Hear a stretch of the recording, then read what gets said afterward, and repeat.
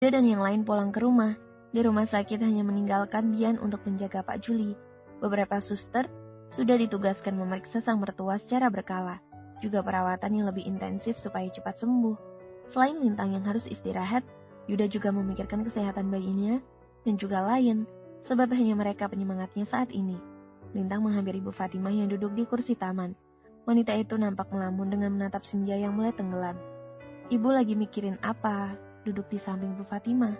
Pernyataan Pak Juli membuat Bu Fatimah bimbang, berpikir yang lebih jernih dengan langkah yang akan diambil. Tidak semudah membalikkan telapak tangan, harus dipikirkan dengan baik agar tidak ada yang kecewa atau tersakiti. Apa ini tentang ayah? Tanya Lintang lagi, memastikan jika semua baik-baik saja dan ibunya tak membebani otaknya dengan permintaan ayahnya. Menurut kamu? Tanya Bu Fatimah balik. Lintang anak satu-satunya dan berhak tahu apapun pilihan Bu Fatimah. Juga memberikan pendapat yang terbaik baginya. Terserah ibu aja, apapun pilihan ibu aku setuju. Yang penting ibu bahagia. Sebelum mengatakan itu, Lintang pun sudah membahasnya dengan Yuda. Ia tak bisa memaksakan, juga tak bisa melarang apapun yang dipilih ibunya. Ikuti kata hati ibu. Jika ibu merasa masih nyaman bersama ayah, terima saja. Tapi jika ibu sudah yakin ingin bercerai, tidak apa-apa. Ini semua bukan salah ibu, tapi salah ayah yang sudah menelantarkan kita. Dia yang lalai dengan tanggung jawabnya. Aku yakin Allah akan memberi jalan terbaik untuk ibu.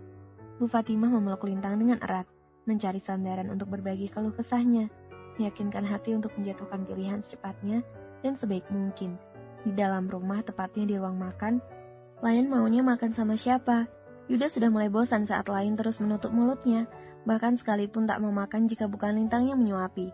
Kasihan mama, nanti muntah lagi, tutur Yuda, mengingat Lintang yang selalu muntah setiap melihat makanan ataupun melayani yang lain di meja makan. Pokoknya Lain gak mau makan. Nutup mulutnya rapat dengan kedua tangan dilipat ke depan, memutar bola matanya ke arah rumah yang mematung di samping meja makan. Yuda meletakkan sendoknya dengan kasar, lalu mengambil segelas susu hangat.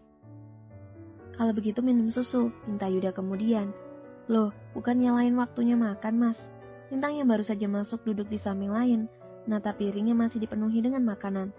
Lain gak mau makan, sayang, yang minta disuapin kamu, kata Yuda lirih. Isi perut Lintang mulai naik saat ia mencium aroma masakan yang ada di meja. Namun kali ini ia harus berjuang melawan itu semua demi sang buah hati. Sini mama suapi. Lintang bersusah payah untuk tetap bertahan. Yuda beranjak dan berdiri di belakang Lintang, mengusap peluh wanita itu yang mulai bercucuran. Satu telapak tangannya bersiaga di bawah dagu Lintang, takut sang istri muntah tiba-tiba. Kalau kamu gak bisa, jangan dipaksakan. Yuda mencium pipi Lintang dengan lembut. Hatinya terenyuh melihat pengorbanan istrinya yang sangat besar.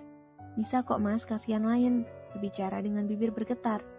Kamu perempuan yang hebat, meskipun Lain bukan anak kandungmu, tapi tetap saja kamu mengutamakan dia. Seandainya Yuda tak melanjutkan kata hatinya, berpikir positif tentang apa yang pernah terjadi di masa lalu. Mimah berlari ke belakang. Beberapa menit kemudian ia kembali membawa masker di tangannya. Pakai ini saja bu, menyodorkan ke arah Yuda. Seketika pria itu membuka dan memakaikannya. Lain, dengerin mama, ucap Lintang saat Lain hampir menghabiskan makanannya. Besok disuapin Mbak Mimah mau ya? Nanti kalau mama sudah nggak mual lagi, mama suapin Lain, untuk sekarang kasihan dedeknya. Lain diam mencerna setiap ucapan yang diluncurkan Lintang. Mengangguk pelan tanda setuju. Yuda membungkuk, mensejajarkan wajahnya dengan Lain dan Lintang. Kalau nggak mau sama Mbak Mimah, sama papa saja, tawar Yuda lembut, mengacak rambut Lain yang mulai memanjang. Iya pak, jawab Lain merengut. Secepat kilat Lain menghabiskan makanannya. Setelah itu ia berlari menghampiri Mimah dan kembali bermain. Yuda membantu Lintang membuka maskernya. Terlihat jelas guratan lelah di wajah wanita itu. Sekarang waktunya kita santai berdua, bisik Yuda menggoda. Hembusan napasnya yang menerpa telinga Lintang membuat sang empu bergidik. Maksudnya, tanya Lintang pura-pura bodoh. Padahal ia tahu apa yang dimaksud suaminya. Tanpa aba-aba Yuda mengangkat tubuh Lintang dan membawanya ke arah kamar. Kesempatan baginya untuk membuat Lintang melayang. Di situ berlari kecil menghampiri Mimah yang sedang bermain dengan Lain. Pak Yuda beruntung sekali mendapatkan daun muda. Udah cantik, baik lagi, bisiknya di telinga Mimah sambil cekikikan. Iya, lihat saja wajah Pak Yuda juga ikutan muda. Semoga mereka bahagia selamanya. Yuda membaringkan tubuh Lintang dengan pelan. Ia langsung menyambar bibir wanita itu dengan lembut, seperti yang ia lakukan sebelumnya, memberikan permulaan yang menghanyutkan, menyentuh satu persatu area sensitif istrinya, menyisir setiap inci yang membuat wanita itu mendesah. Tak ada lagi kata malu ataupun ragu. Cinta yang kian bersemi membuat Lintang yakin jika Yuda adalah jodohnya. laki-laki yang dikirimkan Allah untuk menemani dan menuntun perjalanan hidupnya. Mas tunggu, ucap Lintang menghentikan aktivitas Yuda. Keduanya saling tatap dengan jarak yang sangat dekat, hingga udara dari rongga hidung saling menampar wajah lawan. Aku hamil, apa ini tidak akan berbahaya untuk anak kita? Yuda menggeleng cepat, menahan hasrat yang sudah memuncak. Ia melanjutkan aktivitas, bibirnya menyusuri setiap tubuh wangi sang istri. Tak menunggu waktu lagi, Yuda melucuti bajunya, kedua tangannya mengunci setiap pergerakan Lintang. Keahliannya dalam urusan ranjang tak perlu diragukan lagi. Baginya itu adalah aktivitas yang memabukkan. Apa kamu sudah siap? Tanya Yuda dengan suara parau. Lintang diam, kedua tangannya memberontak saat sesuatu terasa menyeruak. Ia mendorong tubuh Yuda hingga ambruk di sampingnya. Mas, perutku mual. Lintang menarik selimut hingga menutupi seluruh tubuhnya. Berlari ke kamar mandi lalu memuntahkan isi perutnya. Hoe, hoe. Suara itu terdengar di telinga Yuda. Antara kesal dan kasihan bercampur. Terpaksa ia memakai celananya kembali, menyusul Lintang ke kamar mandi. Kamu tidak apa-apa sayang, tanya Yuda memincat tengkuk leher Lintang. Lintang membasuh mulutnya dengan air, lalu menatap Yuda yang ada di sampingnya, menyandarkan kepalanya di dada bidang sang suami yang terasa nyaman. Maafkan aku, ucap Lintang dengan manja. Ia yakin Yuda pasti kecewa karena dirinya yang tak bisa melayani dengan baik. Enggak apa-apa, ini kan bukan kemauan kamu, tapi anak kita. Mungkin saja dia belum pengen ditengokin papanya, jawab Yuda bijak. Rengkuh tubuh mungil sang istri yang dibalut dengan kain selimut. Namun lain lagi dengan hatinya yang saat ini menggerutu. Bersambung. Yuda menyambar jas dari lemari lalu menyampirkan di pundaknya, mengambil dasi dan membelitnya di leher tanpa ia pasang. Berlari meraih ponsel yang ada di nakas, menatap sekilas ke arah Lintang yang masih merengkuk di atas ranjang. Mendekatinya, lalu menarik selimut hingga menutupi seluruh tubuh wanita itu. Mencium singkat karena tak ada waktu lagi. Rapat yang ia tunda kemarin harus segera diselesaikan pagi ini juga. Tidak mau mengecewakan klien untuk yang kedua kali. Keluar kamar dan menutup pintu dengan pelan, takut mengusik Lintang yang baru memejamkan mata setelah morning sickness. Papa, teriak klien yang baru saja keluar dari kamar. Bocah itu tampak ceria dengan seragam sekolahnya. Yuda berjalan ke arahnya, memastikan semua perlengkapan lain pun sudah siap dan tidak ada yang ketinggalan. Mbak Mimah, nanti kalau Ibu Lintang bangun, bilang saja aku sudah berangkat. Yuda memakai sepatunya di ruang keluarga.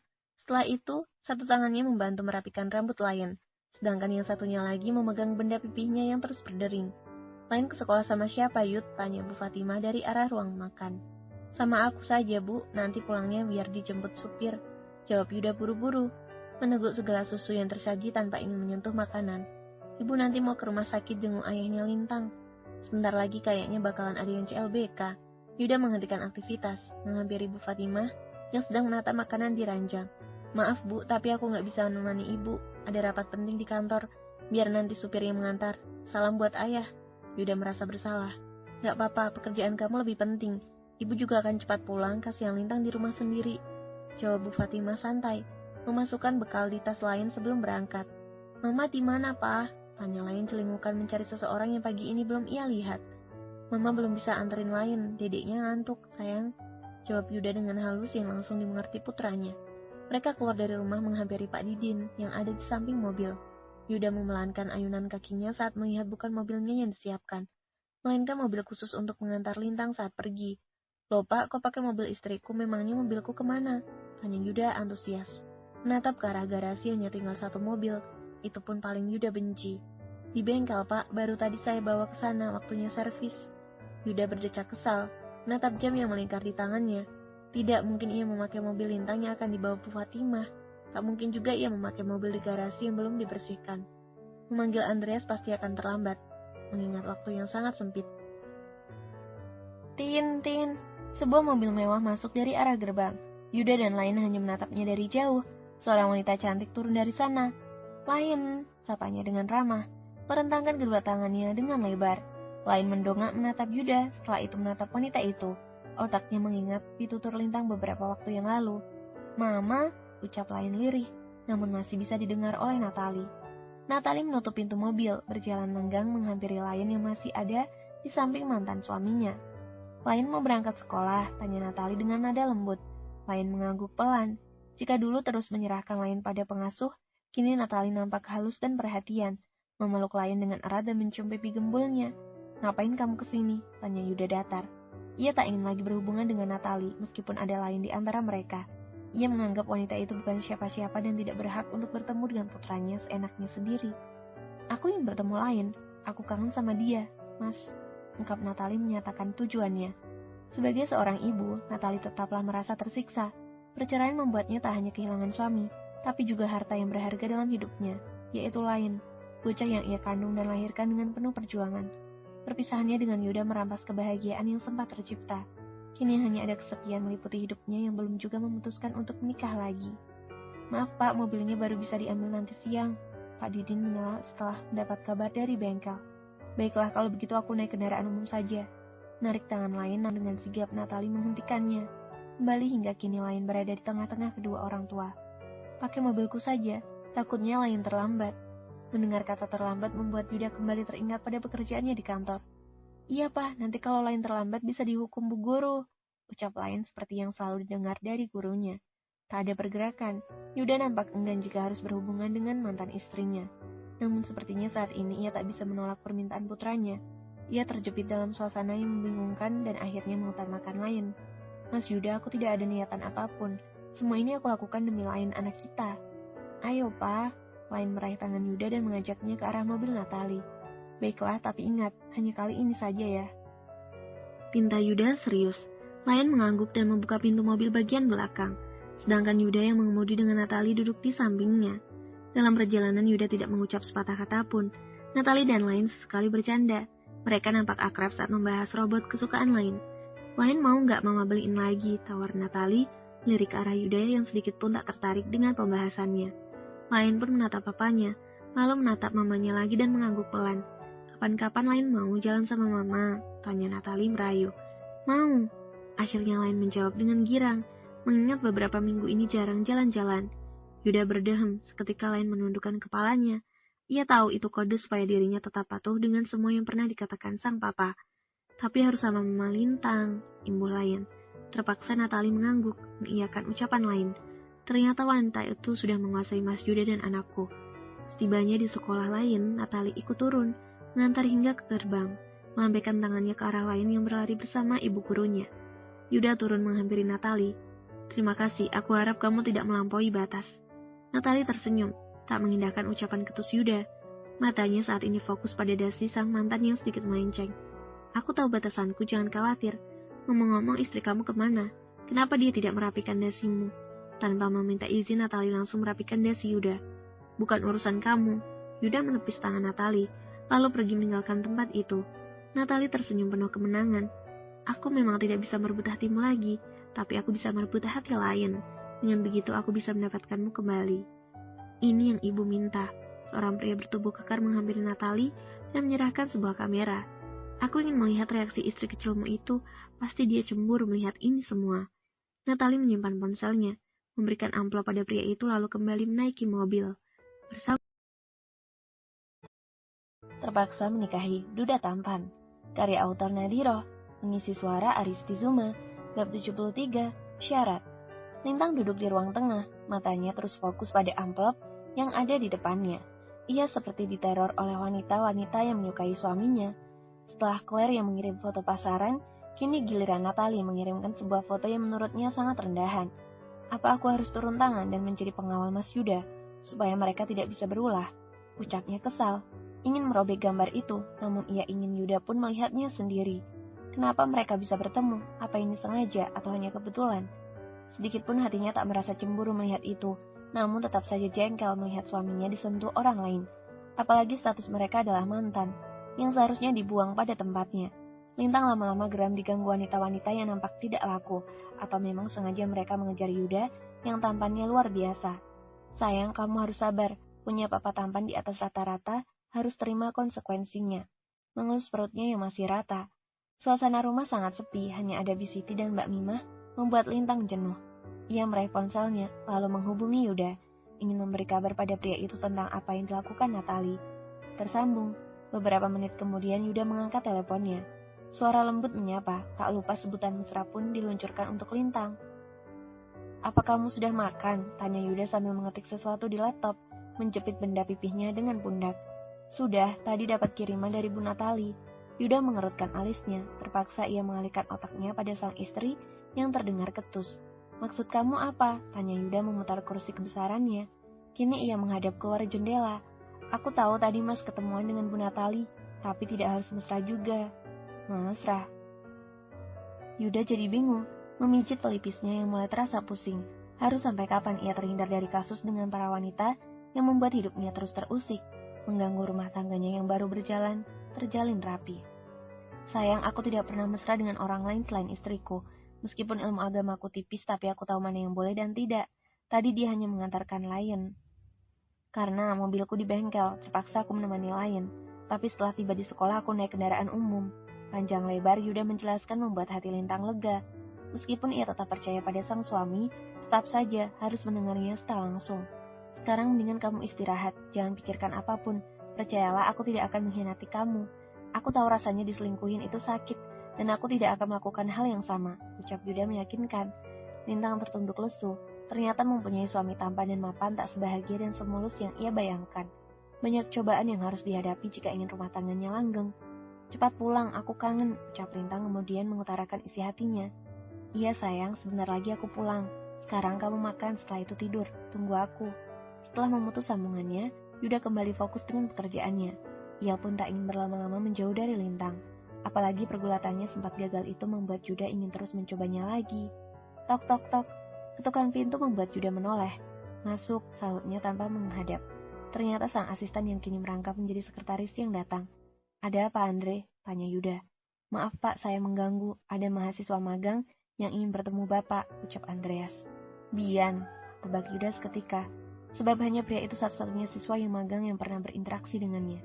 Iya, katanya adiknya Bu Lintang, ucap Andreas menjelaskan. Meskipun wajah Bian tak asing, Andreas memastikan keakuratan tentang pengakuan itu. Iya, rencananya aku mau menyuruh dia menggantikan Hilya. Tapi kamu tes aja dulu, kalau kinerjanya baik, it's okay. Tapi kalau menurut kamu Bian kurang mumpuni, kasih pekerjaan lain. Aku akan secepatnya mencari sekretaris yang baru. Andreas mengangguk lalu pergi meninggalkan Yuda. Setelah dirawat sehari semalam, akhirnya kondisi Pak Juli semakin membaik. Pria itu bisa turun dari ranjang, ke kamar mandi sendiri serta beralih duduk di sofa. Kedatangan Bu Fatimah tak hanya menghibur rasa sakit yang diderita Pak Juli, akan tetapi juga mengobati rasa rindu yang menyesakan dada. Kamu kesini diantar siapa? Tanya Pak Juli duduk di samping Bu Fatimah. Supirnya Yuda, jawab Bu Fatimah singkat, membuka rantang yang ia bawa. Gak usah repot-repot, lagi pula di sini sudah ada makanan dari dokter, menyungutkan kepalanya ke arah meja yang ada di samping berangkar. Aku tahu kamu gak suka bubur, Mas, jangan dipaksakan nanti perutmu sakit. Sekecil apapun Bu Fatimah tetap ingat dengan apapun yang tidak disukai suaminya. Bu Fatimah menyodorkan piring yang dipenuhi nasi dan lauk itu di depan Pak Juli. Aroma khas masakan menusuk rongga hidung Pak Juli, hingga membuat perutnya keroncongan, tapi ia masih malu-malu untuk segera melahapnya. Bu, apa kamu yakin tidak mau kembali pada aku? Pak Juli mengalihkan pembicaraan. Bu Fatimah mengalihkan pandangannya ke arah lain. Ia tak ingin melihat wajah Pak Juli yang nampak penuh harap. Keputusannya tetap sama, ingin bercerai dari pria yang ada di sampingnya itu. Namun bayangan manis di masa lalu juga semrawut dan membuatnya ragu. Ini semua tidak ada hubungannya dengan Yuda. Aku sadar siapa seseorang yang seharusnya aku perjuangkan. Bu Fatimah tertawa. Ini seperti lelucon di tempat yang salah. Setelah 5 tahun hidup dalam keterpurukan dan kehilangan akal sehat, Pak Juli sedikit pun tidak pernah menampakkan wajahnya. Tapi kenapa baru sekarang? Dulu kemana di saat dirinya harus berjuang melawan rasa sakit? Dulu kemana di saat Lintang hanya sendirian merawat dirinya? Maaf mas, tapi aku tidak bisa. Aku tetap ingin kita bercerai. Kamu dengan kehidupanmu, begitu juga denganku. Kita akan menjadi orang lain, ucap Bu Fatimah kekeh. Dering ponsel Pak Juli menghentikan bibir pria itu yang hampir berbicara. Ia meraihnya dan meletakkan di telinga setelah melihat siapa yang menghubunginya. Halo nak, ada apa? Tanya Pak Juli lembut.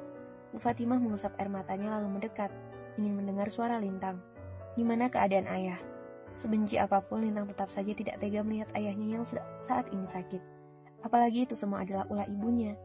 Ayah sudah sehat, nanti siang boleh pulang.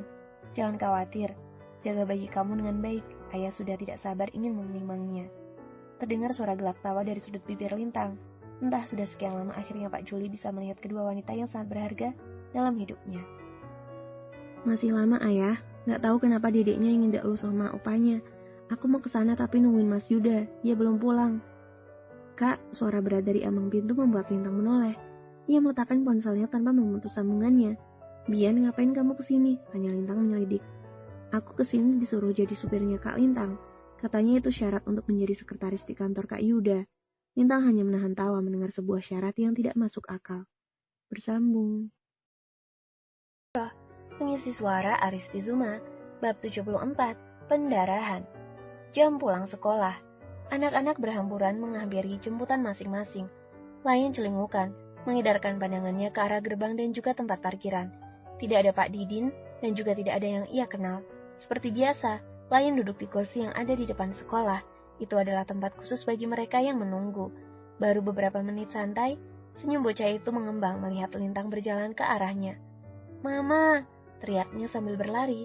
Tas yang ada di punggungnya ikut ke kanan kiri mengikuti gerakan lincahnya. "Au!" Tiba-tiba Lintang meringis, mencengkram perutnya yang terasa nyeri akibat terkena ayunan tangan Lain. Lain kali hati-hati, nanti kalau dedeknya kenapa-napa gimana?" ucap Lintang dengan nada lembut. Tangan Lain mengelus perut Lintang lalu menciumnya. Tertawarnya saat Lintang mengacak rambutnya. "Maafkan abang ya dek, nanti abang janji kalau dedek sudah lahir, pasti abang gendong." Lintang tertawa geli mendengar ungkapan Lain. Terdengar sangat mengharukan juga lucu. "Kita pulang yuk, setelah itu kita jenguk opa," ajak Lintang menggandeng tangan putranya menuju mobil. Baru saja tiba di depan gerbang, Lintang dan Lain menghentikan langkahnya saat mendengar suara seseorang yang memanggil nama Lain. Keduanya menoleh bersamaan ke arah sumber suara. "Bu Natali, ngapain dia ada di sini? Apa dia mau jemput Lain juga?" Lintang hanya bertanya dalam hati. Ia tak ingin berurusan dengan orang yang membuatnya tak begitu penting. "Mama," sapa Lain. Namun ia tak ingin mendekati Natali. Tangannya tetap mencengkram erat ujung baju Lintang. Ucapan sang papa terpahat dalam otaknya dan tak boleh ia langgar. "Bagaimana Lintang? Aku yakin kamu sudah menerima dan melihat kiriman dariku," tanya Natali tanpa rasa malu. Lintang membungkuk, mencubit kedua pipi Lain dengan gemas. "Lain ke mobil dulu, Mama mau bicara sebentar dengan mamanya Lain." Lain mengangguk, lalu berlari menghampiri Pak Didin yang ada di samping mobil. "Aku pikir Mbak adalah perempuan yang terhormat, tapi ternyata aku salah." Lintang melipat kedua tangannya, merasa iba dengan wanita yang ada di depannya itu. Sudah selingkuh dan diceraikan, namun masih saja berani menampakkan batang hidungnya. Seakan urat malunya memang sudah putus. Seketika itu wajah Natali langsung berubah, nampak guratan amarah yang mulai mengendap. Mbak Natali seperti wanita murahan yang mau merebut suami orang. Lanjut Lintang tanpa rasa takut. Plak, sebuah tamparan mendarat di pipi Lintang. Ia tak sempat menangis, karena satu tangannya masih menahan perutnya yang terasa sakit.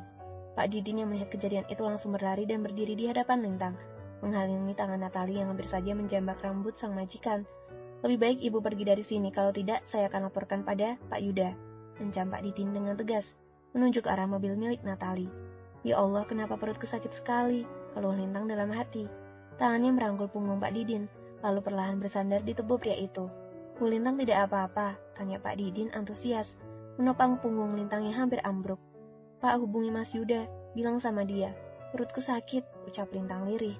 Suaranya hampir terputus saat sesuatu terasa mengalir di bawah sana. Baik Bu." Pak Didin membawa Lintang ke mobil lalu menghubungi Yuda. Natali menangkap cairan merah yang mulai membanjiri kaki Lintang. Ia memilih pergi, tidak ingin membuat masalah pada Yuda yang pastinya akan menyusahkannya. Hampir 30 menit, mobil yang ditumpangi Lintang tiba di rumah sakit. Di sana ia sudah disambut beberapa dokter dan suster. Yuda yang baru tiba pun berlari menghampiri Lintang yang sudah berbaring di atas berangkar. Ia melangkah lebar mengikuti kemana dokter membawa istrinya. "Mas, perutku sakit, aku takut," ringis Lintang menggenggam erat tangan Yuda. Yuda hanya melirik sekilas ke arah kaki Lintang. Hatinya tersayat saat melihat sisa darah di sana. Semua kata Yuda yang ingin meluncur tertahan begitu saja. Ia tak mampu untuk mengucapkan sepatah kata pun. Kecupan lembut mendarat di pipi Lintang sebelum wanita itu dibawa masuk ke sebuah ruangan oleh tim medis. Pintu tertutup rapat. Yuda hanya bisa menyumbangkan doa dari balik pintu kaca transparan. "Ya Allah, selamatkan istri dan anakku. Mereka adalah sumber kehidupanku dan Lain." "Papa," lirih Lain dari gendongan Pak Didin. Bocah itu tak kalah sedih seperti dirinya yang kini hanya bisa mengeluh dalam hati. Yuda mengusap air matanya yang sempat lolos lalu mengambil alih Lain. "Maaf Pak, saya lalai menjaga Bu Lintang," ucap Pak Didin merasa bersalah. "Memangnya tadi Bu Lintang kenapa? Kok bisa sampai pendarahan?" tanya Yuda. Ia merengkuh tubuh Lain mencari kekuatan pada bocah mungil itu. Pak Didin menceritakan apa yang ia lihat dari awal bertemu dengan Natali hingga Lintang kesakitan. Pak Didin juga mengatakan tragedi penamparan itu dengan jelas. Tak ingin menutupinya juga tak ingin memberikan kesaksian palsu. Seketika wajah Yuda merah padam, hanya mendengar namanya saja telinganya sudah panas. Apalagi saat ini ia mendengar wanita itu membuat ulah. Seakan seluruh amarah tertuju pada mantan istrinya, tidak ada kata maaf lagi baginya. Jika sampai terjadi sesuatu dengan istri dan anakku, aku akan pastikan kamu tidak akan hidup tenang. Meskipun kamu mamanya lain, aku tidak akan mengampunimu.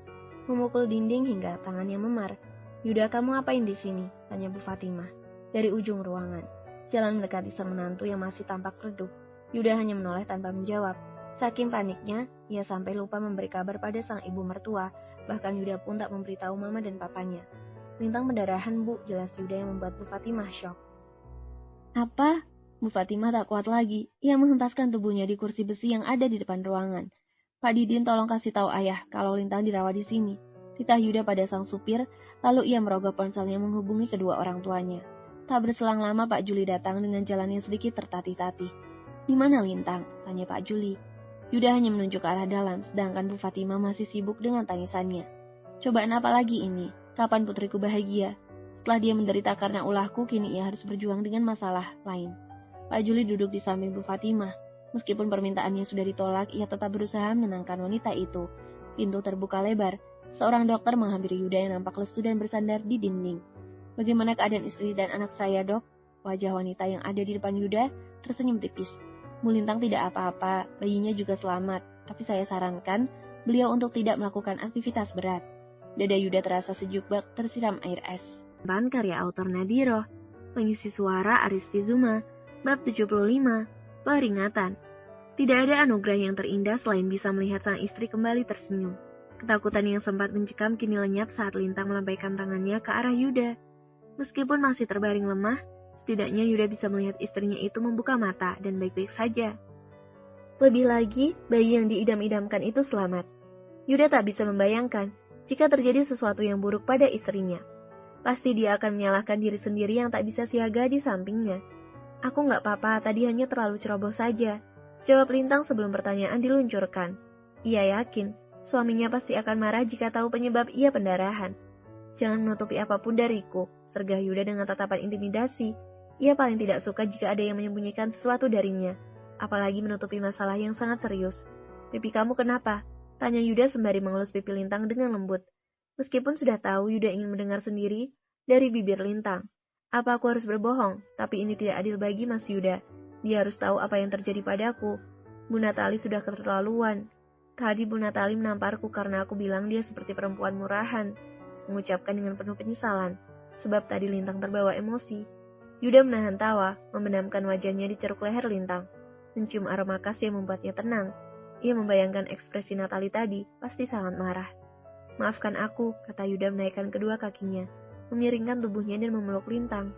Bu Fatimah dan Pak Juli yang hampir masuk terpaksa keluar lagi dan menutup pintunya. Tak mau mengganggu Lintang dan Yuda yang terlihat mesra. Di mana Kak Lintang? Tanya Bian yang baru saja tiba. Nafasnya nampak memburu dengan wajah yang dipenuhi keringat. Andreas yang mendekat mencengkeram kerah kemeja Bian. Seharusnya ini tugas kamu, kenapa bisa Pak Didin yang mengantar Bu Lintang? Ucap Andreas penuh amarah. Bian menghela nafas panjang. Kak Lintang sendiri yang gak mau diantar, Pak. Dia menyuruhku pulang. Bantah Bian tak mau disalahkan. Jangan diulangi. Kalau sampai terjadi sesuatu lagi, kamu yang harus bertanggung jawab. Andreas ikut marah. Ia tak ingin membuat Yuda harus kehilangan orang yang dicintai untuk yang kedua kali. Baginya saat ini kehidupan Yuda jauh lebih penting dari apapun. Sayang, kamu istirahat dulu. Aku mau keluar. Pamit Yuda memundurkan pelukannya. Namun dengan sigap Lintang mencegahnya. Mau kemana? Aku gak mau ditinggal sendiri. Ucap Lintang menarik tubuh kekar Yuda hingga kembali berbaring di sampingnya. Aku tidak mungkin jujur, pasti Lintang akan melarangku menemui Natali. Ada urusan sedikit, aku janji akan balik cepat. Kamu pengen dibeliin apa? Tawar Yuda sembari merapikan rambut Lintang yang menutupi jidat. Aku gak pengen apa-apa, pokoknya cepat pulang. Mengucapkan dengan penuh penekanan. Yuda mencium bibir Lintang dengan lembut. Kali ini hanya itu yang bisa ia lakukan. Mengingat kondisi sang istri yang baru saja pendarahan, pasti dokter akan melarangnya untuk berbuat lebih. Yuda melambaikan tangannya ke arah Lintang lalu keluar, menghampiri Andreas yang masih marah pada Bian. Maaf Kak, Bian membungkuk hormat. Meskipun itu adalah kakak ipar tirinya, tetap Yuda adalah calon bosnya. Dari mana saja kamu? Tanya Yuda sinis. Saat suasana genting justru dirinya tidak ada, menyebalkan. Bian menceritakan semuanya tentang apa saja yang ia lakukan. Bahkan Bian pun mengatakan, Jika semua itu permintaan Lintang, berharap mendapat keringanan hukuman dari Yuda.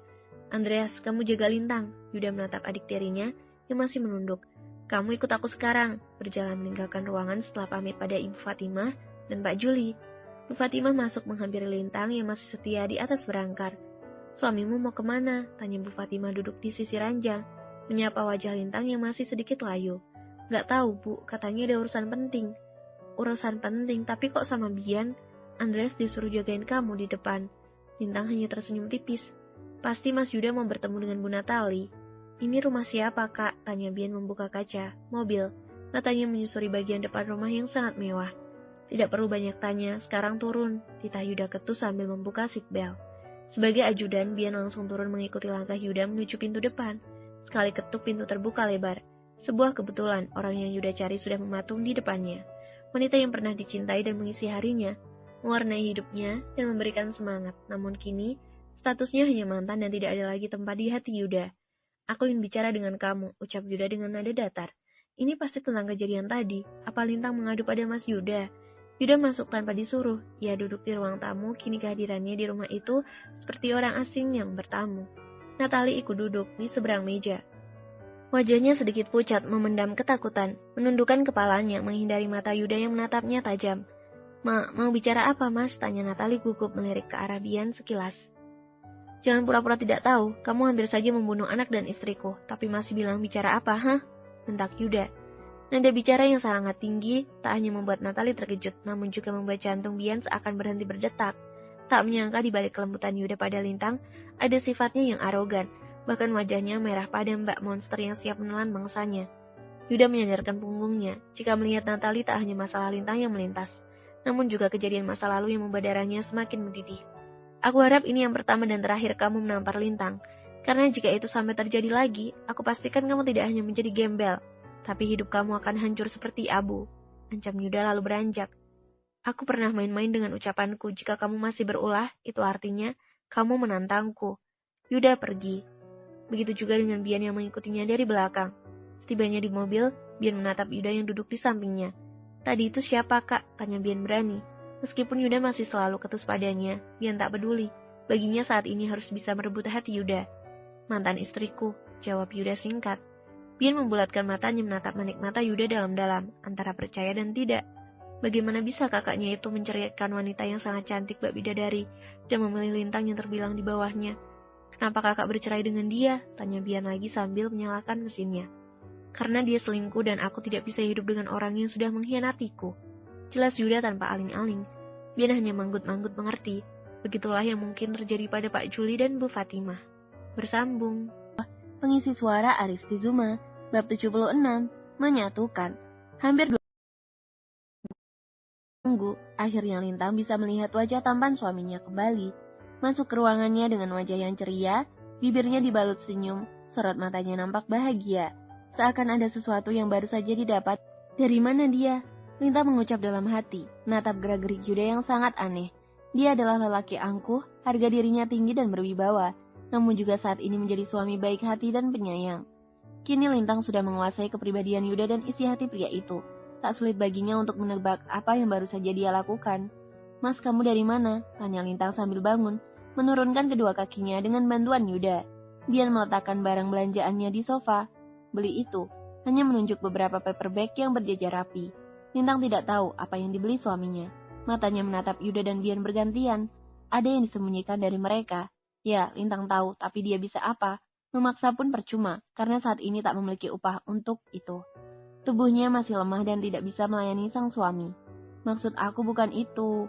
Lintang berjalan pelan, masih dengan bantuan Yuda menuju ke arah sofa dan duduk di sana. Menyentuh satu tas yang berisi gaun mewah. Kenapa kamu membelikan aku baju? Lintang menatap aneh pada Yuda. Biasanya Yuda langsung mengajaknya ke butik dan memintanya untuk memilih sendiri. Kenapa tiba-tiba suaminya itu membeli tanpa seizinnya? Hadiah. Lintang meletakkannya kembali, menatap kesal pada sang suami yang tidak jujur padanya. Padahal perkataannya dari tadi hanya pancingan, tapi tetap saja kekeh menutupi kebohongan. Kamu dari rumah Bu Natali, kan? Lintang mulai ke pokok pertanyaan. Ia tidak mau, berbelit lagi yang membuat Yuda semakin bohong. Yuda mengangguk pelan, enggan untuk bercerita, takut Lintang marah dengan apa yang diucapkannya tadi pada mantan istrinya. Bian, kamu keluar dulu, pinta Lintang lembut. Bian langsung hengkang dan menutup pintu. Lintang beranjak menghampiri suaminya yang diam membisu. Aku gak mau masalah ini berlarut, bagaimanapun juga Bu Natali itu ibunya lain, dan aku tidak mau hubungan mereka semakin jauh karena masalah ini. Tangan Yuda bergerak menangkup kedua pipi Lintang, membawa wanita itu ke pelukannya. Justru aku menyelesaikan masalah ini. Kalau aku hanya diam dan menerima, Natali akan semakin nekat. Dia akan terus-terusan mengganggu keluarga kita. Yuda menatap kedua bola mata coklat yang penuh cahaya. Lintang tersenyum, kakinya menjinjit lalu menyatukan bibirnya. Hatinya saat ini berbunga-bunga. Berkali-kali Yuda sudah membuktikan cintanya, membela saat berhadapan dengan wanita-wanita yang ingin menyingkirkannya. Yuda melepaskan ciumannya, mengusap bibir Lintang yang sedikit basah. Kalau ini aku tidak yakin bisa bertahan, memalingkan wajah dan mengelus tengkuk lehernya yang mulai merasakan keanehan. Ada sesuatu yang sudah mulai menyeruak hingga Yuda tak bisa lagi untuk melakukan itu, takut kebablasan. Aku tahu, Lintang sengaja menyandarkan kepalanya di dada bidang Yuda. Tangannya menyusup ke dalam kemeja lalu berhenti di bulu halus pria itu. Sayang, suara Yuda semakin parau, tapi itulah yang memang Lintang inginkan, bukan memancing. Entah hari ini ingin jahil pada sang suami, tak hanya tubuhnya yang mulai meriang, tapi bagian bawah sana sudah semakin mengembang dan menonjol. Bahkan Lintang bisa merasakan, benda yang dikurung rapat itu mengeras. Ini gara-gara kegagalan semalam, menggerutu dan terus memaki dalam hati. Yuda benar-benar kalang kabut dibuatnya. Jika dulu ia dan Natali hanya melakukan sewajarnya, kini tidak dengan Lintang. Bahkan ia seperti kecanduan yang menginginkannya setiap waktu bersama. Mas, aku mau pulang, ucapan Lintang membubarkan otak Yuda yang hampir membayangkan pergulatannya. Begitulah istri mudanya, setelah membawanya terbang langsung jatuhkan ke dasar jurang. Kamu harus dirawat dulu, jawab Yuda. Pelan-pelan ia menolak permintaan sang istri. Lintang melepaskan pelukannya, berjalan menuju ranjang lalu duduk dengan kaki menjulur ke bawah. Bibirnya manyun menandakan jika ia sedang marah. Yuda mengikutinya dan mencium kening wanita itu dengan lembut. Aku akan bicara dulu sama dokter, kalau mereka bilang tidak boleh, tetap tidak boleh. Di depan ruangan itu nampak hening. Bu Fatima dan Pak Juli tidak saling bicara apapun. Sedangkan Bian dan Andreas memilih berdiri di bagian pojok. Meskipun duduk berdua, tetap saja mereka seperti orang asing yang tidak saling kenal. Beberapa orang dan dokter yang melintas pun bisa menangkap kecanggungan mereka. Pak Juli menoleh menatap Bu Fatimah dari samping. Kalau ibu capek pulang saja, biar ayah dan Yuda yang menunggu Lintang. Pak Juli memberanikan untuk membuka suara, memecahkan suasana yang sepi.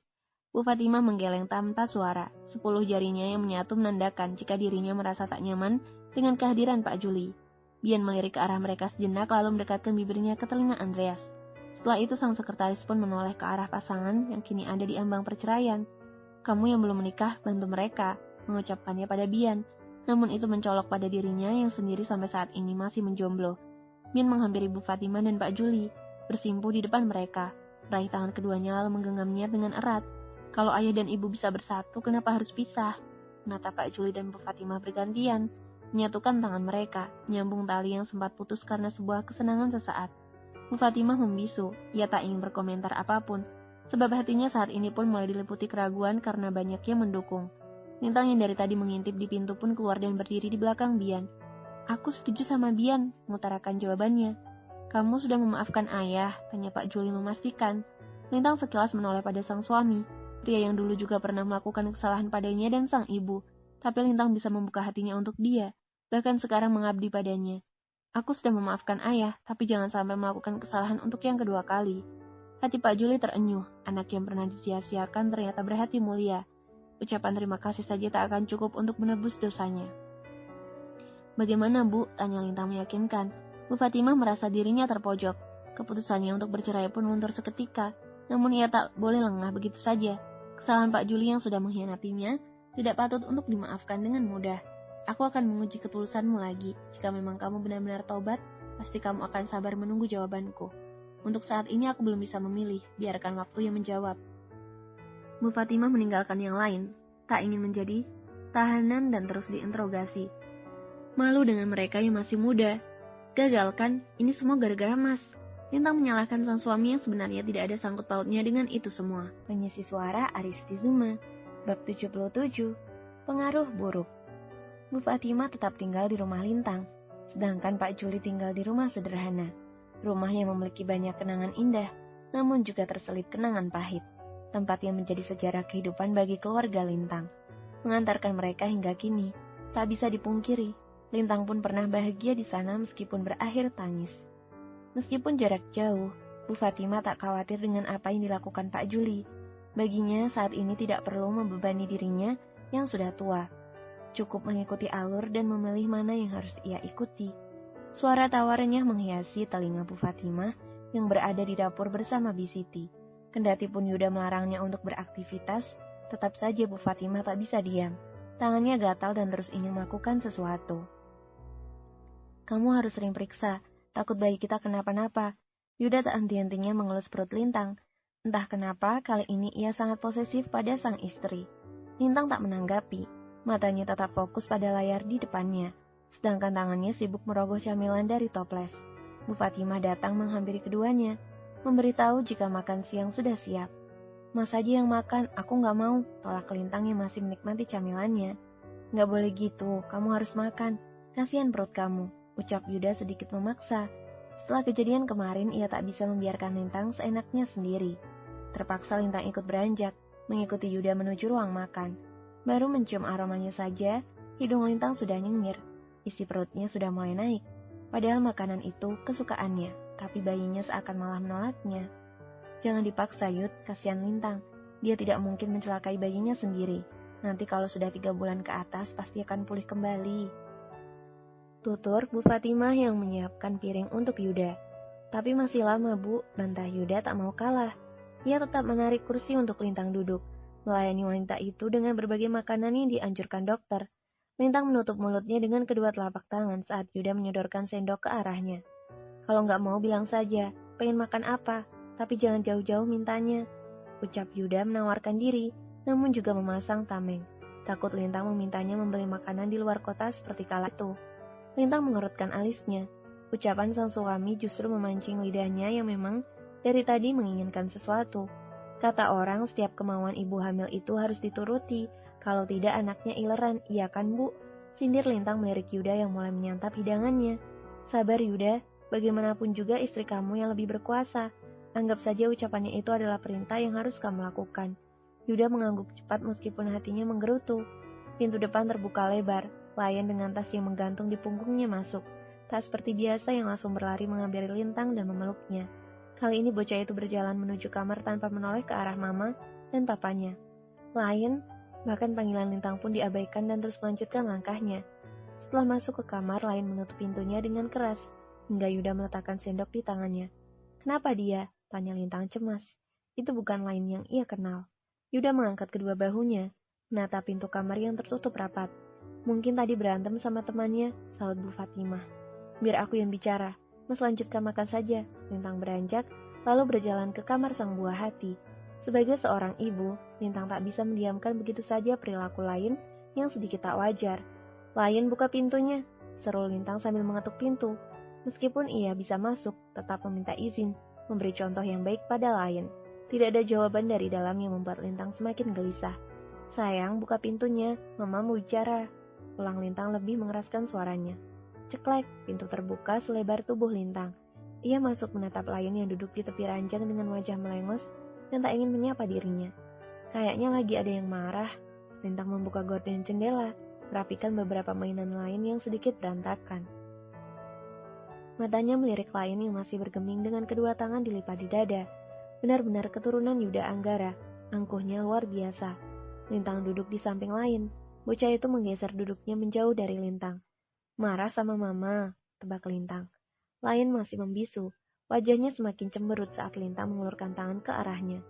Ya sudah, kalau Lion marah, mendingan mama pulang ke rumah yang lama, encam Lintang, terhenyak menuju pintu. Kenapa dia nggak bicara sih, bikin pusing saja. Bahkan saat Lintang memegang kenop pun, Lion masih tak membuka suara hingga terpaksa Lintang memalingkan tubuhnya. Lion yakin nggak mau bicara sama mama. Ini kesempatan terakhir Lion. Kalau mama sudah keluar dari sini, itu artinya Lion tidak bisa bertemu mama lagi. Lintang mengatakan dengan jelas dan gamblang, yang seketika membuat hati Lion takut. Mama, rengek Lion kemudian. Ia menangis terseduh-seduh hingga pundaknya naik turun. Lintang menghampirinya dan duduk di bawah, mensejajarkan wajahnya dengan wajah imut Lion, mengusap air matanya yang membanjiri pipi gembul bocah itu. Sekarang cerita, Lion kenapa? Tanya Lintang, sambil memeluk tubuh Lion yang masih gemetar. Tadi Lion bertemu mama. Lintang langsung menangkap siapa yang dimaksud putra sambungnya itu. Pasti Natali. Terus Mama bilang apa pada Lion? Tanya Lintang menyelidik. Ia takut otak Lion dicemari dengan masalah yang tidak semestinya. Mama bilang kalau Lion punya adik, pasti Mama dan Papa akan lebih menyayangi dia. Kalau begitu Lion gak punya adik. Dek, jantung Lintang seakan berhenti berdetak. Hatinya terasa pilu mendengar penjelasan Lion. Ia tak menyangka mantan istri suaminya berpikiran buruk tentang dirinya dan Yuda. Lion sayang Mama, Lintang gak? Tanya Lintang memastikan. Lion mengendurkan pelukannya lalu mengangguk pelan, menatap bibir Lintang yang tersenyum manis. Itu ucapan yang tidak benar, jangan didengarkan. Lion tidak boleh percaya begitu saja dengan omongan orang, meskipun Mama Lion sendiri. Seandainya Lion punya adik 10, kasih sayang Mama pada Lion tidak akan berkurang. Tapi Lion bukan anak kandung Mama, bantah Lion seperti yang ia dengar dari Natalie. Tidak ada bedanya sayang, Mama tetap menganggap kamu sebagai anak kandung Mama, dan Mama tidak akan membedakan kamu dan adik-adik nanti. Jelas Lintang meyakinkan. Beneran, Ma? Tanya Lion lagi. Rasa takut yang dari tadi menyelimutinya kini mulai berlalu seiring dengan ungkapan Lintang. Benar sayang, kembali memeluk tubuh mungil Lion. Mencium kening bocah itu lalu mengelus rambutnya. Betapa polosnya makhluk yang belum punya dosa itu, namun harus dikotori dengan hati yang cacat. Yuda yang mengintip di balik pintu hanya tersenyum. Apalagi saat ia mendengar adik Lion sampai 10. Seketika jiwa kelelakiannya langsung bereaksi. Bersambung. Bab 78. Teman lama. Andreas turun dari mobil, menghampiri Yuda yang nampak santai di teras. Sang asisten membuka kertas kecil yang diambil dari saku jasnya. Semua yang Bapak berikan pada Bu Natali hampir habis, hanya tinggal rumah. Restorannya sudah ada di Pegadaian. Saat ini hanya ada satu perusahaan yang bekerja sama dengan dia. Kontraknya selesai bulan depan. Yuda tertawa penuh kemenangan, mendengar itu semua seperti memiliki angin segar untuk menghancurkan hidup Natali yang sudah berani mengusik keluarga barunya. Katakan pada pihak perusahaan itu, aku akan membayar kerugian jika dia mau membatalkan kerjasamanya dengan Natali saat ini. Baik Pak, jawab Andreas membungkuk ramah. Diam-diam tak hanya 10 anak, Yuda pun mendengarkan keseluruhan percakapan Lintang dan lain saat berada di kamar. Ia marah, namun setiap yang dilakukan harus disembunyikan dari Lintang. Seperti perintah Yuda, Andreas pun langsung datang ke sebuah perusahaan milik salah satu klien sang bos. Ia menemui CEO dari kantor itu untuk membicarakan perihal yang ditawarkan. Setelah membaca setiap inci kalimat yang tertulis, pria yang bernama Ganda itu tersenyum lebar. Tanpa banyak kata, ia pun langsung menandatangininya tanda setuju.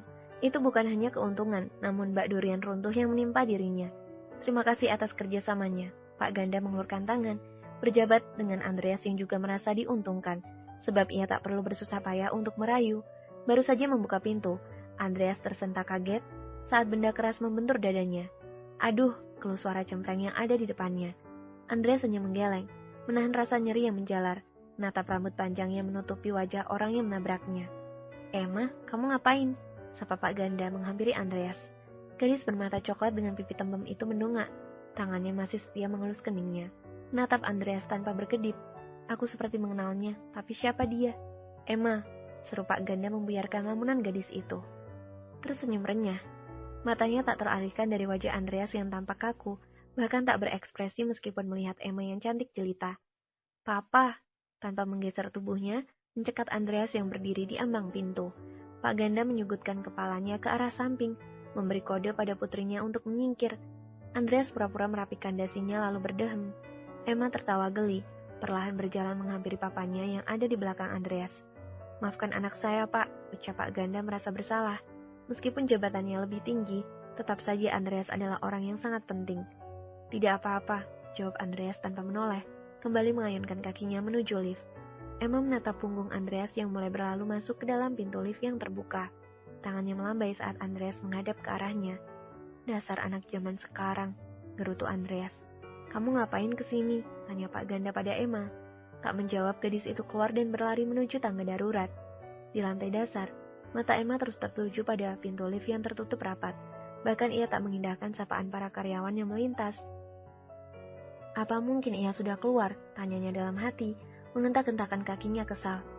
Siang, Pak, sapa seseorang membuat Emma menoleh. Senyumnya melebar melihat seseorang yang dicarinya untuk berjalan menuju pintu depan. Tunggu, teriak Emma. Andreas menghentikan langkahnya, natap gadis yang menurutnya tak penting. Kamu memanggilku? Andreas memakai kacamata. Emma mengangguk cepat, berdiri di depan Andreas sehingga ia bisa menatap wajah tampan pria itu dengan intens. Kini mereka menjadi pusat perhatian semua karyawan. Meskipun wajah Andreas nampak asing di tempat itu, Emma adalah gadis yang terhormat yang membuat sebagian orang tergila-gila padanya. "Ada apa?" tanya Andreas dengan nada datar, sedikit mundur memberi jarak pada Emma untuk tidak terlalu dekat. "Kamu Andreas kan?" tanya Emma menebak. Andreas mengerutkan alisnya.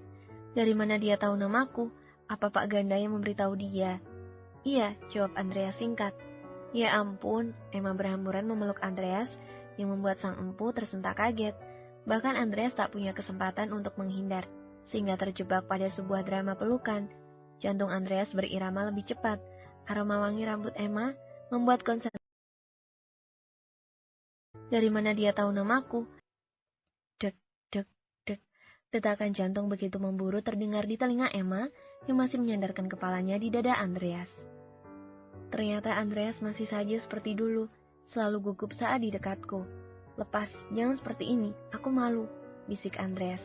Matanya terus berkeliling menatap orang di sekitarnya, akan tetapi tangannya tetap diam. Emma mengendurkan pelukannya perlahan. "Kamu lupa padaku?" tanya Emma memastikan. Dari nada bicara sampai ke yang lain, Andreas benar-benar tidak menunjukkan bahwa mereka saling mengenal, bahkan sekalipun Andreas tak menyapanya. "Kamu siapa?" tanya Andreas. Otaknya terus berkelana mengingat wajah Emma yang sedikit familiar di matanya. "Emma Suganda," jawabnya. Ingatan Andreas kembali pada masa kuliah, tepatnya 5 tahun lalu saat dia masih menempuh pendidikan di salah satu kampus ternama. Ia mengenal gadis cantik yang bernama Emma Suganda. Meskipun wajahnya sedikit berbeda, Andreas yakin Emma di depannya adalah Emma yang itu. "Emma yang selalu dihukum Bu Ingrid," tebak Andreas. Emma mengangguk, pasalnya itu memang nyata, karena sering terlambat sehingga ia sering terkena hukuman. "Apa kabar?" tanya Andreas mulai basa-basi. "Aku baik, kamu sendiri gimana? Apa kamu sudah punya istri?" Pertanyaan yang sangat sensitif bagi Andreas. Selama ini ia tak pernah membahas masalah pribadinya pada orang lain, akan tetapi tidak ada salahnya jika curhat dengan teman lama. "Belum, masih sibuk kerja," jawab Andreas malu-malu.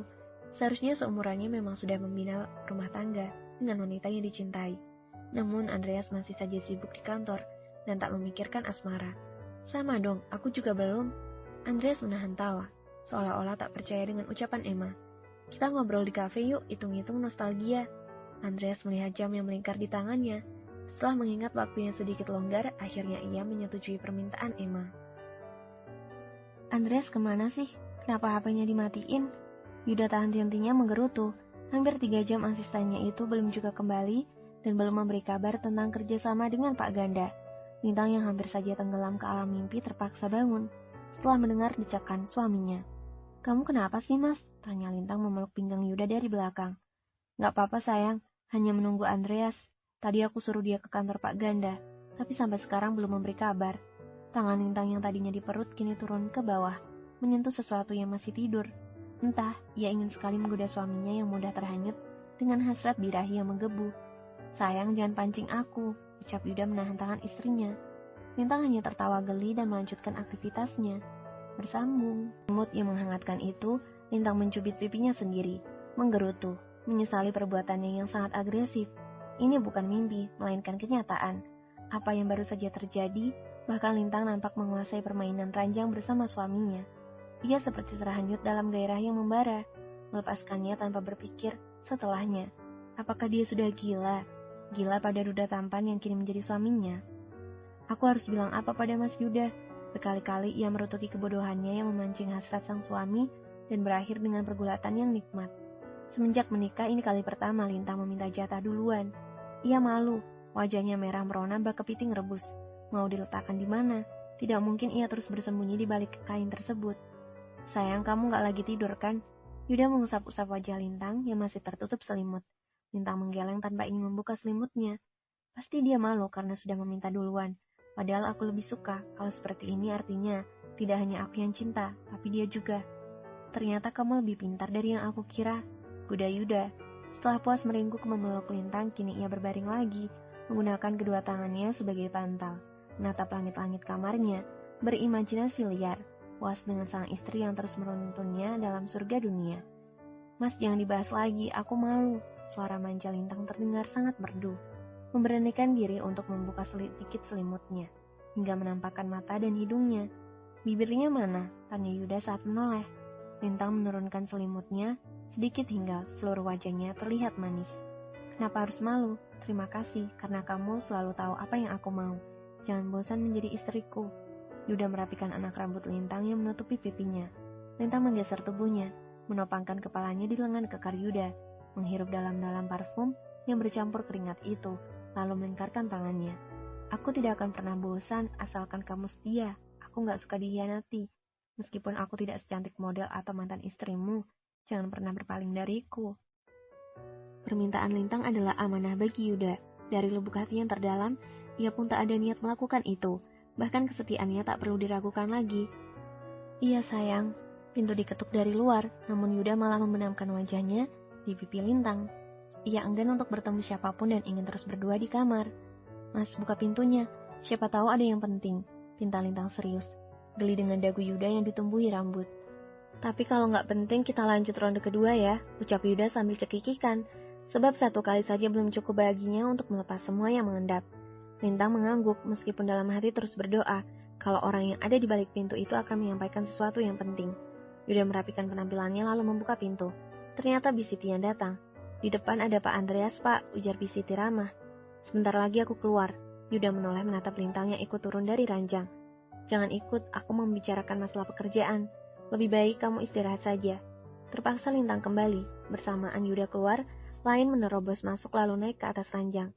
Lain ingat setelah papa balik ke sini, Lain harus keluar, main sama Mbak Mimah ya.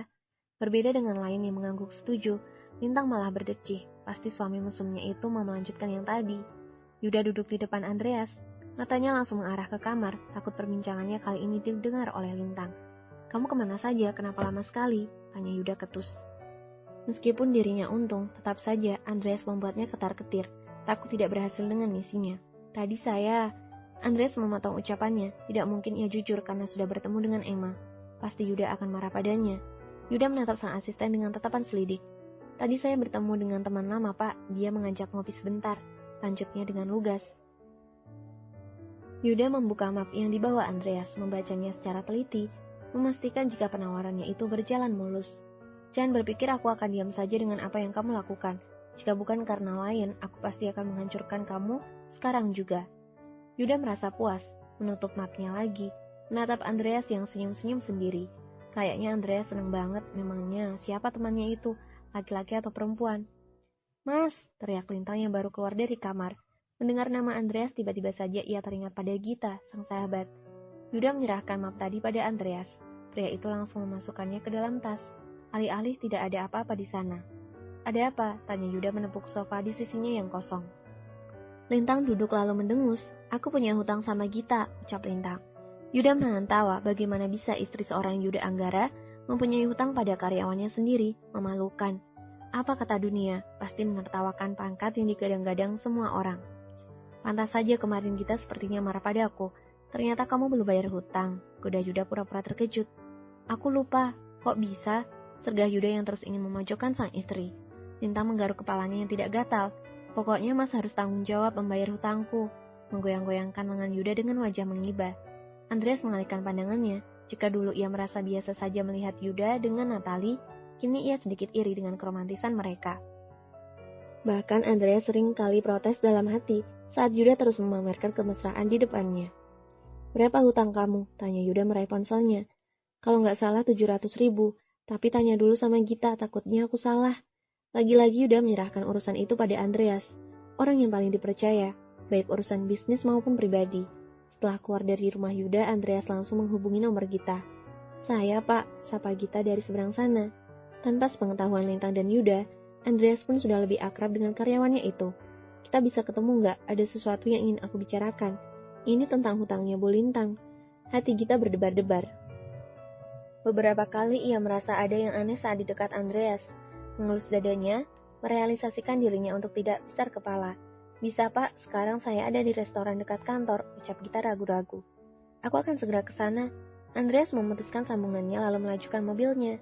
30 menit, Andreas sudah berada di depan restoran. Ia menyisir rambutnya lagi, menatap penampilannya yang memang sudah rapi. Dari jauh Gita tersenyum melihat Andreas yang baru saja turun dari mobil. Namun senyumnya itu meredup saat melihat wanita memeluk Andreas dari belakang. Jangan pernah berharap pada laki-laki yang derajatnya lebih tinggi, karena kamu bukan levelnya. 80. Galau. Emma duduk di samping Andreas, sedangkan Gita di depan pria itu, berseberangan meja.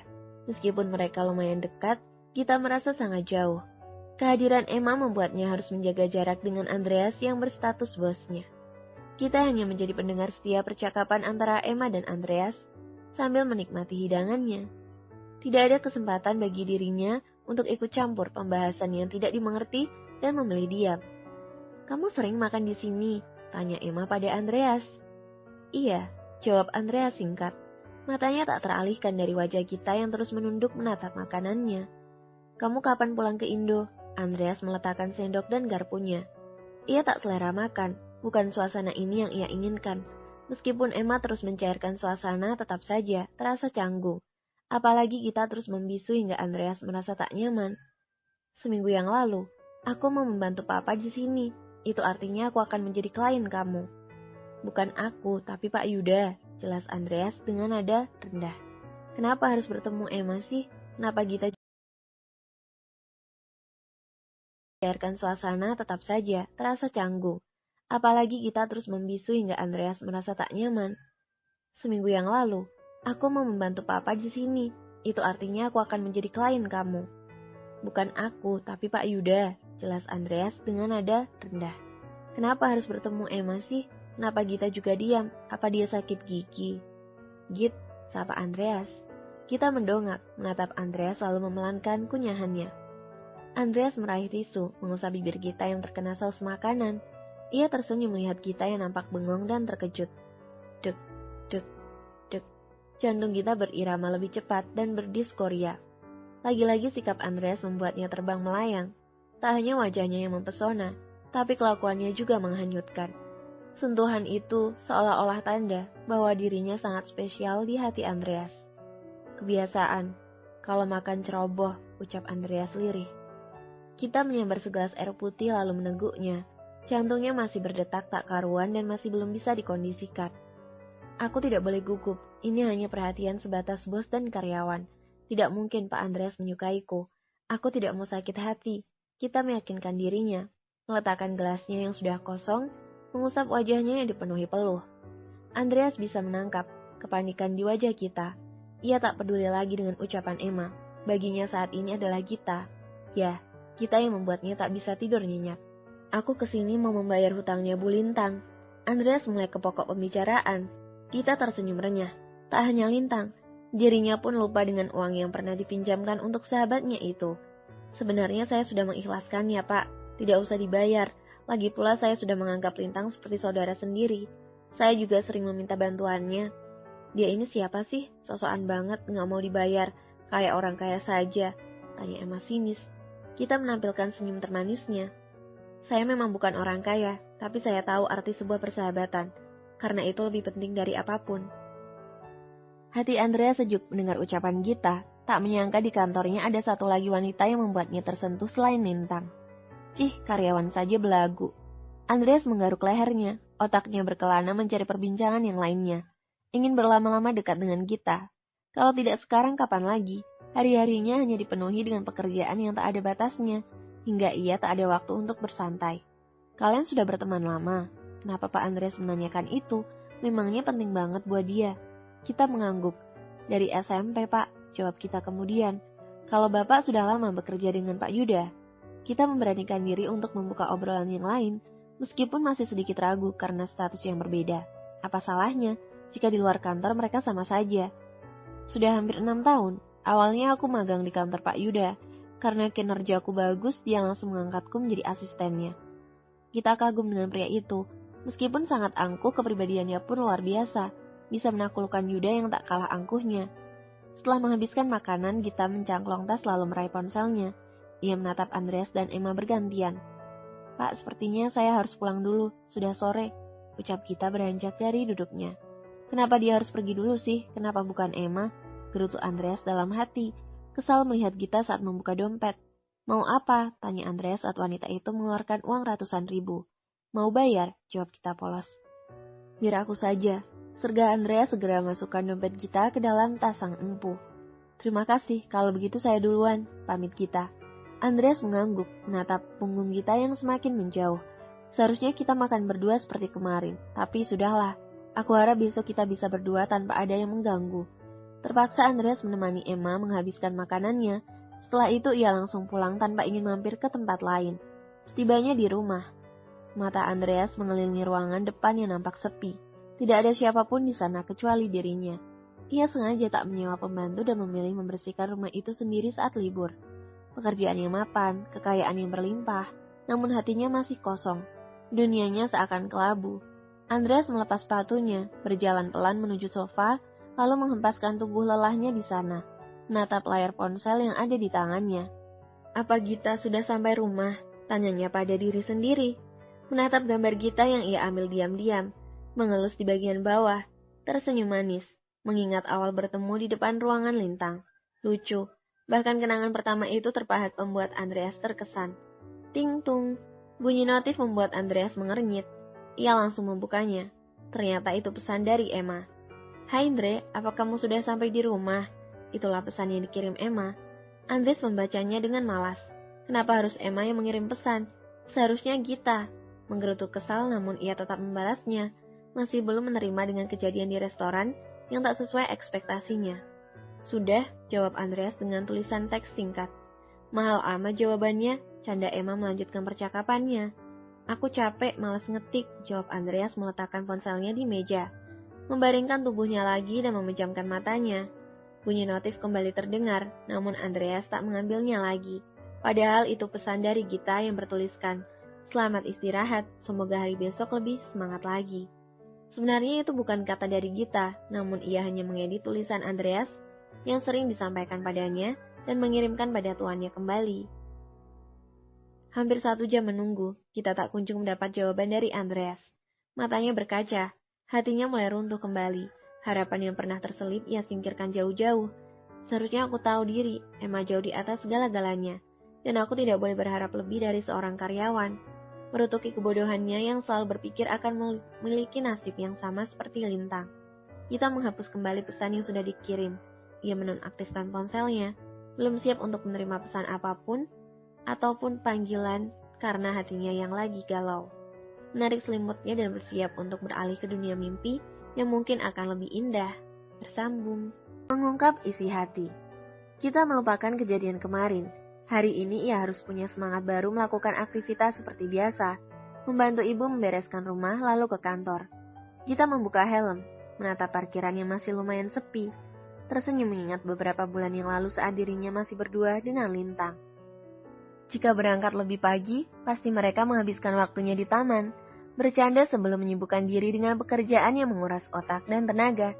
Tin, tin, bunyi klakson membuyarkan lamunan Gita. Ia menoleh, menatap mobil mewah yang berhenti di belakang motornya. Wajah yang sangat familiar menatap dirinya dari dalam. Gita merapikan rambutnya yang sedikit berantakan, menatap bayangan wajahnya dari spion lalu membalikkan tubuhnya ke arah mobil tadi. Ternyata mobil Pak Andreas. Kenapa dia parkir di sini? Bukankah ini tempat untuk karyawan? Kita turun dari motor, berjalan di samping mobil itu, namun langkahnya harus terhenti saat sebuah tangan menarik tasnya. Kenapa semalam kamu menghapus pesan yang belum aku baca? Ucap Andreas mengawali pembicaraan.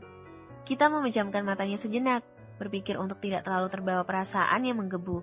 Menahan dadanya yang bergemuruh saat Andreas menautkan jemarinya.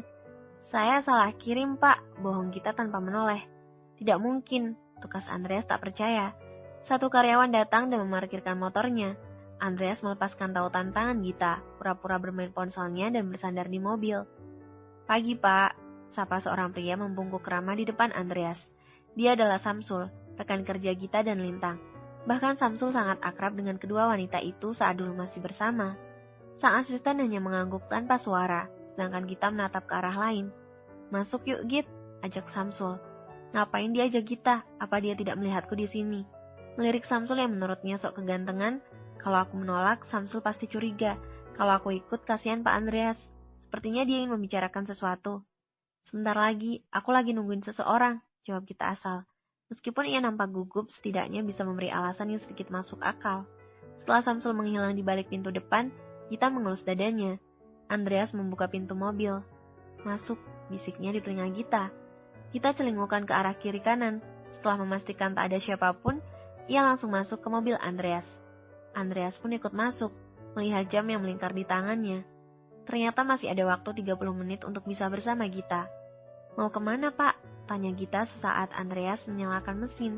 Tak ada jawaban. Andreas keluar dari halaman melanjutkan mobilnya lagi, menerobos jalanan yang sangat padat. Andreas menghentikan mobilnya di depan taman kota. Ia menatap Gita yang tampak malu-malu. Aku mau bicara sama kamu, ucap Andreas singkat. Tentang apa? Gita masih tanpa ekspresi. Ia takut terlena dengan wajah tampan Andreas. Andreas menghela nafas panjang. Ternyata tak semudah yang ia bayangkan, mengatakan dan langsung diterima. Begitu kira-kira yang ia pikirkan semalam. Namun kini ia harus menyiapkan hati, mental dan juga fisik, takut ditolak wanita yang ada di sampingnya. Aku mencintaimu, ucap Andreas. Tangannya mengambil sebuah kotak dan menyodorkannya di depan Gita. Mata Gita membulat sempurna. Jangan ditanya, jantungnya saat ini berdegup dengan kencang. Hatinya berdebar, tak karuan. Tak percaya dan ingin Andreas mengulangi perkataannya. Namun, ia tak mempunyai keberanian untuk itu. Baginya, satu kata tadi akan ia ingat sampai mati.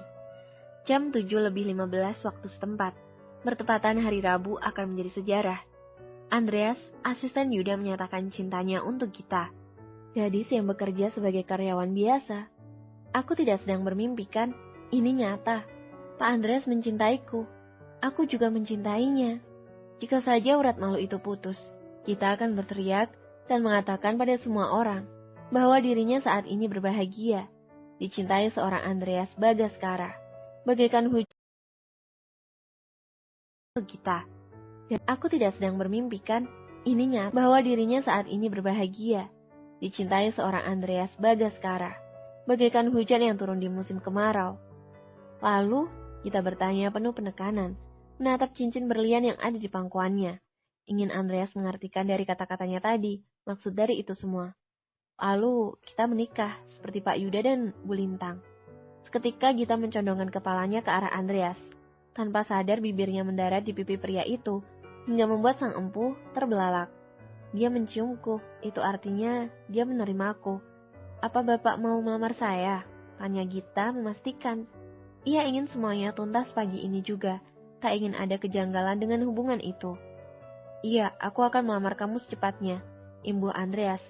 Ia sudah yakin akan melanjutkan ke jenjang yang lebih serius. Doakan semoga ibu kamu menerimaku. Kita mengangguk cepat. Andreas menyematkan cincin itu di jari manis Gita, bukti bahwa dirinya sudah serius dengan ucapannya. Andreas lega, akhirnya ia bisa melakukan semua beban di dada. Setelah mengatakan semua isi hatinya, ia kembali melanjutkan mobilnya ke arah kantor. Senyum merekah menghiasi bibir Gita yang baru saja turun dari mobil sang kekasih. Tak bisa dipungkiri, jika dirinya saat ini seperti berada di angkasa, menikmati indahnya awan putih yang menenangkan, melambaikan tangannya ke arah Andreas yang masih ada di dalam mobil. Tetap profesional, pekerjaan hari ini harus cepat selesai, nanti malam aku akan datang ke rumah kamu, pesan Andreas. Gita mengangkat jempolnya, lalu berlari masuk. Andreas mengelus pipinya, cuman Gita masih terasa hangat. Meskipun sedikit agresif, tapi ia menyukainya. Gadis polos yang tak banyak tingkah. Peristiwa yang menimpa Yuda menjadi pelajaran baginya untuk waspada dalam memilih pendamping hidup. Ya ampun Gita, kamu dari mana saja? Tanya seorang wanita cantik yang sudah berada di ruangan Gita. Untuk yang kedua kali, ia dikejutkan dengan kehadiran orang terdekat. Lintang, seru Gita, berhamburan memeluk sang sahabat yang sudah merentangkan tangannya. Saling melepas rindu. Hampir 2 bulan berpisah, kali ini mereka bisa bertemu lagi dengan suasana yang berbeda. Gita, kamu tahu nggak? Aku di sini sudah hampir 1 jam. Kenapa lama sekali? Menatap wajah Gita yang nampak berseri-seri. Kalau aku bercerita pada Lintang, mancang nggak ya? Apa Pak Andreas akan marah? Gita meletakkan tas di meja kerjanya, lalu menghampiri Lintang yang ada di kursi tamu. Kenapa kamu nggak mau menerima uang dari Mas Yuda? Tanya Lintang meraih tangan Gita. Sebab itu tujuan awal ia datang ke kantor. Nggak apa-apa, aku ikhlas. Sekarang aku mau cerita, kamu harus memberikan pendapat. Cerita apa? Lintang antusias, kepo dengan apa yang akan dikatakan Gita padanya. Pak Andreas mau melamarku. Lintang menganga, seakan ikut merasakan kebahagiaan Gita.